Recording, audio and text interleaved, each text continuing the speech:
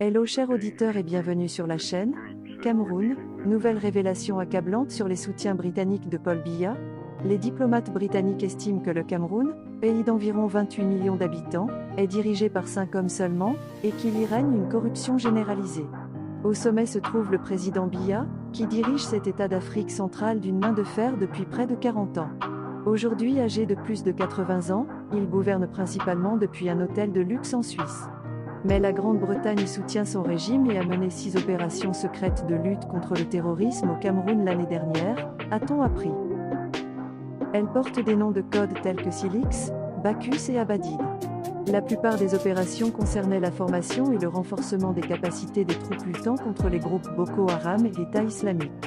Le Royaume-Uni a notamment mené des activités dans une caserne de Salak, dans l'extrême nord du Cameroun, où, selon Amnesty International, des personnes soupçonnées de terrorisme étaient torturées. La Grande-Bretagne construit des villages d'entraînement à Salak pour les unités d'élite camerounaises, selon des documents obtenus par des classifieds. Ces forces sont également accusées de graves violations des droits de l'homme à l'encontre d'un mouvement anglophone ambazonien. En réponse à de nouvelles demandes d'autonomie du gouvernement central francophone en 2017, Amnesty indique que plus de 20 manifestants pacifiques ont été abattus et plus de 500 détenus arbitrairement.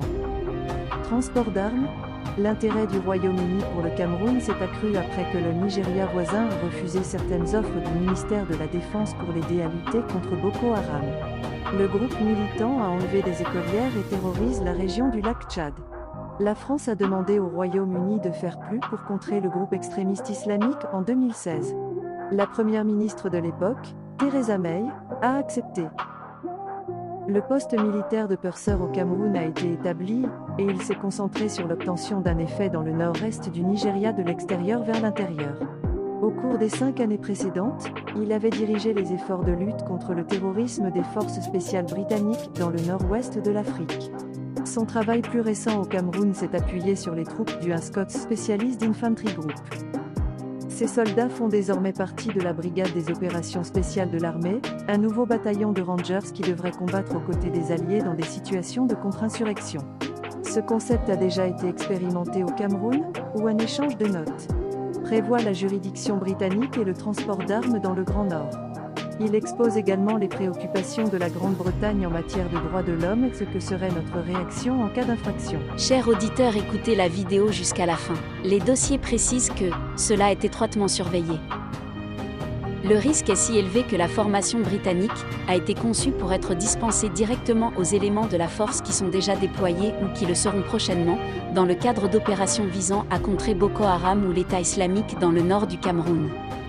Ceci est destiné à minimiser le risque que les unités formées au Royaume-Uni soient détournées vers d'autres théâtres, une référence aux régions du pays où les anglophones luttent pour leur indépendance. La formation comprend des manœuvres en montagne et l'utilisation ciblée du renseignement pour réduire les dommages collatéraux. Le ministère de la Défense affirme que cette formation a rendu les forces de sécurité de l'État camerounais très efficaces. La Croix-Rouge organise des sessions sur le droit de la guerre dans le cadre de la formation. Société de sécurité privée.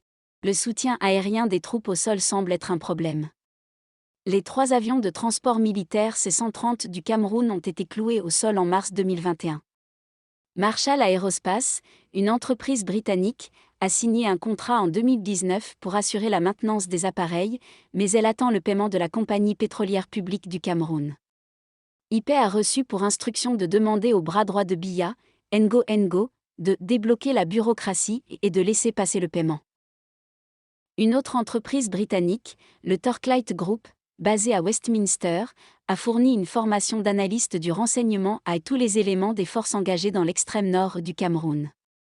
Elle a contribué à assurer l'interopérabilité entre toutes les agences, telles que la DGRE et le BIR au cours des 3 dernières années. Torchlight n'a pas répondu à une demande de commentaires. Ambazonia. Les documents fournissent un rare aperçu de la vision du Foreign Office sur le conflit de l'Ambazonie. La région était autrefois une colonie britannique appelée Southern Cameroon. Lors des négociations d'indépendance en 1961, la population locale a voté pour rejoindre la partie francophone du Cameroun, plus vaste.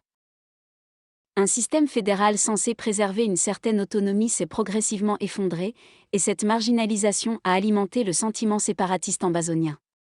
Les documents montrent que des diplomates britanniques ont noté que des violations généralisées des droits de l'homme continuent d'être commises par les séparatistes et les forces de sécurité de l'État, en Ambazonie.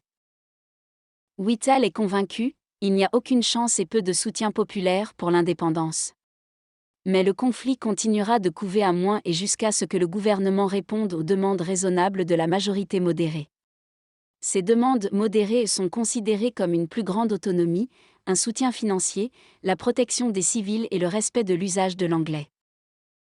Les responsables britanniques pensent que le président Biya a eu une longue période de déni sur la crise anglophone et que son ministre de la Défense, Joseph Betty Asomo, pense qu'il est possible d'y mettre fin par la seule action militaire.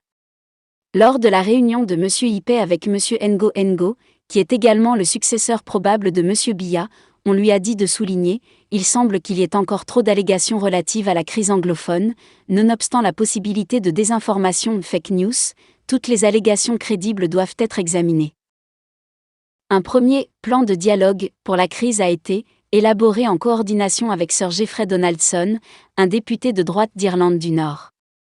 Donaldson a quitté les pourparlers de paix de l'accord du Vendredi Saint mais s'est présenté comme un expert en négociation de conflits internationaux. Il est maintenant l'envoyé commercial du Royaume-Uni au Cameroun.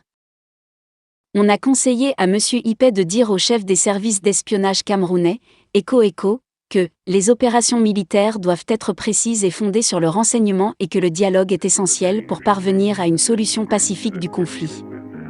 Il devait mettre en évidence nos propres exemples, leçons d'Irlande du Nord où le Royaume-Uni n'a pas toujours bien fait les choses, comme l'internement, la détention massive de suspects de terrorisme sans procès. Un porte-parole du ministère de la Défense a déclaré à Deux Classifiés, le Royaume-Uni s'est engagé à travailler avec ses alliés régionaux en Afrique centrale et occidentale pour lutter contre la violence dans le bassin du lac Tchad. Le Cameroun est un partenaire important dans cet effort et nous étudions quel soutien supplémentaire nous pouvons apporter pour relever les défis de sécurité communs et contenir davantage la propagation de l'extrémisme viol dans la région. Les autorités camerounaises n'ont pas se sont refusé tout commentaire à ce propos. Merci.